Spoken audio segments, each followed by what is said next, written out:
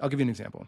There was a patient who I cared for at a different institution who had a tumor that had gotten to the brain, and then they went to a different country and got an injection of a solution into the spine, into the cerebral spinal fluid that bathes the brain. And it wasn't done very well. And it was, a therapy we wouldn't expect to work, but it was one of these all natural therapies. It was an extract of a plant. So they ground down this plant. And not that I'm against the principle of a plant working. Many chemotherapies were from plants. Like those things do work, but it has to be the right plant and you have to know what you're doing. And this was not the right plant and they didn't know what they were doing. So this individual got fungus in their brain and died. So they came back to us because instead of seeking traditional care, they got something really dangerous.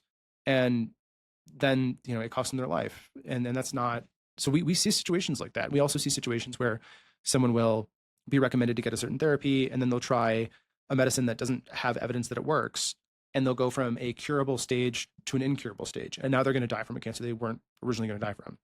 And that's really hard as a provider to watch. Like it's really hard. And as a patient, you're allowed to do that. You're allowed to make decisions I don't agree with, but it doesn't make it easy for me as the person who's supposed to advocate for you. And we work really hard to get here. It's competitive to get here. Not an easy path. There's a lot of sacrifices so we can have the opportunity to help people. And watching them do things that hurt them is really hard to do. So a lot of times the conflict that people see is from that. It's really hard for us to watch someone do something that we really think is going to hurt themselves. We hope you liked this video. To support cancer research and get clear expert answers about cancer, follow us and visit crackingcancer.org to join the Cracking Cancer community.